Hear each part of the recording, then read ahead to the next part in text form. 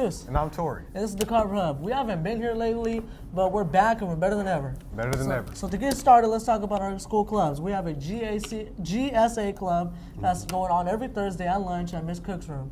And to talk more about clubs, let's go into our school community.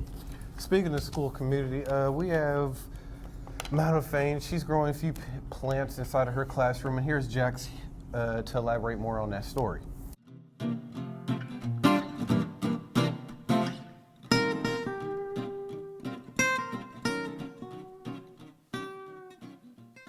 Hi, Madam Fain. Hi, Jax. We just wanted to ask you a few questions about the garden and what's being built out there. I'm pointing outside. Okay. So, what is it that's being built out there right now? We have a new chicken coop being built outside. It is a bit palatial, larger than the last coop, which has served the campus well for the last 10 plus years. But it's starting to get some weathering, the old one. So we had a donation of lumber from a family friend, and Mr. Hurley and I decided that the chickens should benefit from this, and he and his class took on building the new coop. All right, interesting. I was going to ask you, what are you guys planning on planting in the garden this spring? Excellent question. Spring crops are partially already in. We've got garlic and onions. Artichokes are in. Those are new plants, and they'll be perennials, so they will never, hopefully, never stop growing, and they'll produce every year. We've seeded some kale and cabbage, so those should be going outside hopefully by the end of the week. The peas are already out and up. Some of them are even clinging to the trellis work, so hopefully in a month or so we should have some peas to be dining on. But we've also seeded for our summer crops, so tomatoes, bell peppers, eggplant, those sorts of things that need a really long start time are already seeded. But we've also done some flowers to go in the different beds around campus that I always feel look so sad and tired, so that they'll have a bit more color. All right. I think playing in the dirt is a great pastime, and anyone who wanted to come and join us in the garden should certainly come and do so. After spring play, we'll be working on Mondays and Wednesdays from 3:30 to 4:45 after school, and that's a great way to get community service, double your hours because you're here at school.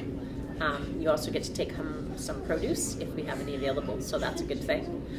Or join up for gardening class next year, juniors and seniors, and that way you get to cook and you get to be the first to enjoy all the things that we make in class. And I won't tell you, no, the gardening class gets to eat first.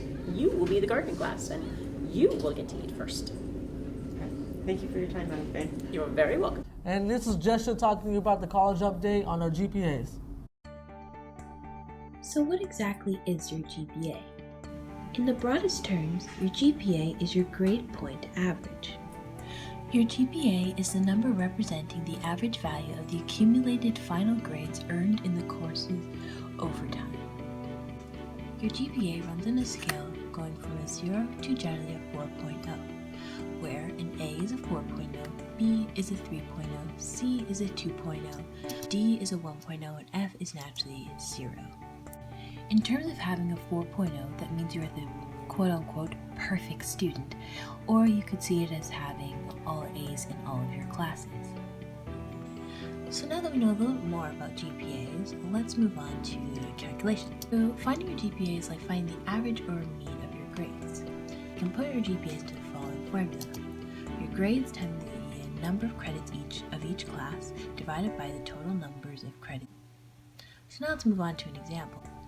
So let's say the following schedule is a schedule that you have during your junior year.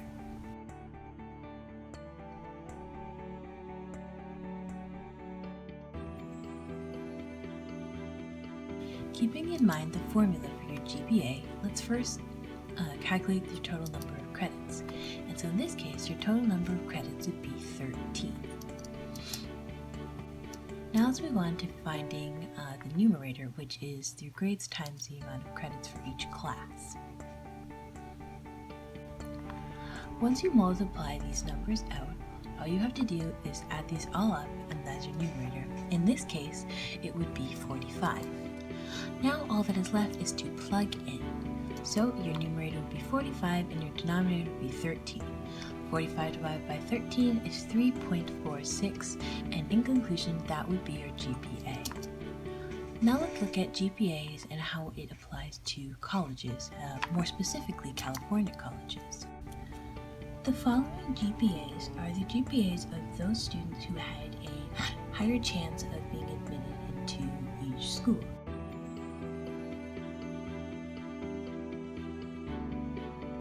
So now in terms of actually maintaining your GPA, it would be to keep your grades up there. Now if you are looking to improve your GPA, you could take a look at AP classes.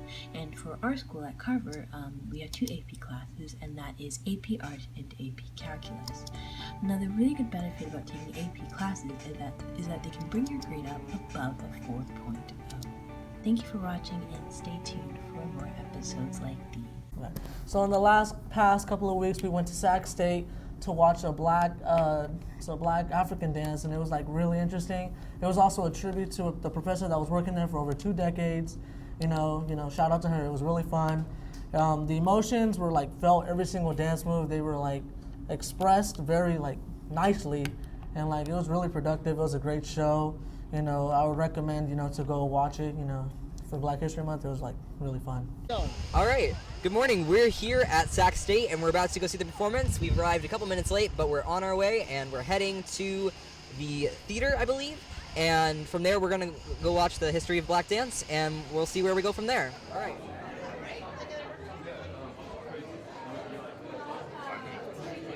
All right, so this is Dr. Goodridge and she is the director?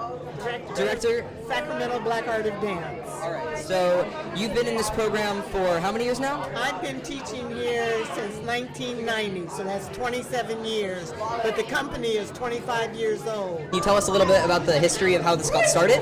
Yes, well, I came from the Bay Area and I danced in a company there called City Center Dance Theater.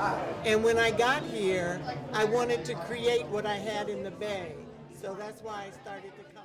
Now we see a lot of influences that have gone into mainstream culture from black culture are showing up in this piece, and well, what's your opinion on that? Can you tell us a little bit about that? Well, it's the Africanist aesthetic in art, and in dance, it's that get-down quality, it's that ability to deal with polyrhythms in the body, flat feet and low to the ground, like giving into the earth, and also knowing how to come up out of the earth, and the whole notion of improvisation, being able to improv.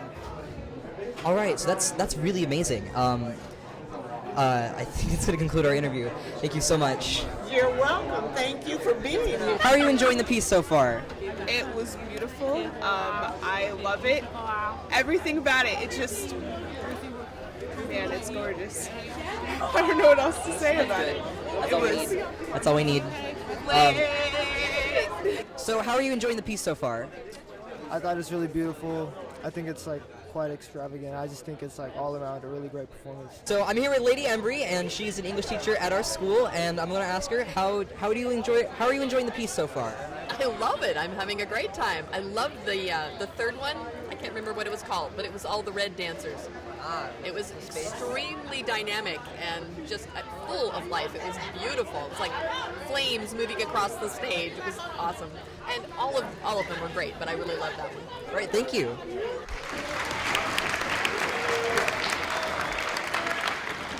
So this is one of the dancers. My name is Jessica. Well, it's nice to meet you, Jessica. So Jessica's just telling me a little bit about the play. So can you tell me a little bit, or not the play? It is a play, right? Well, the show. It's a show. This production. So can you tell me a little bit about your experience in the production itself?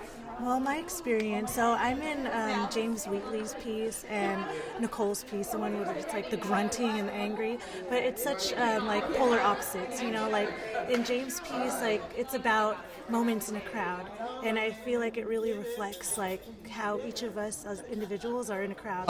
You're talking about Dr. G. Can you tell me a little bit more about her and your experience with her?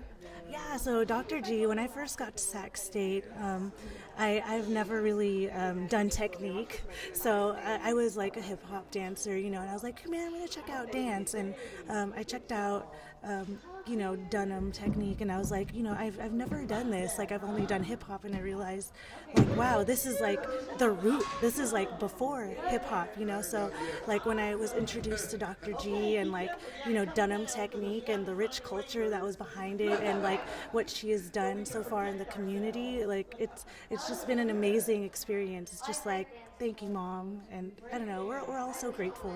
You know, we love you, Dr. G, and I don't have any words to say how grateful we are, and, you know, we want to keep passing on that legacy and planting seeds, you know. Yeah. Well, you guys did a really amazing show. It was really moving. This has been a really good end to the Black History Month for, I think, our school this year. So thank you for having us. You did an amazing job.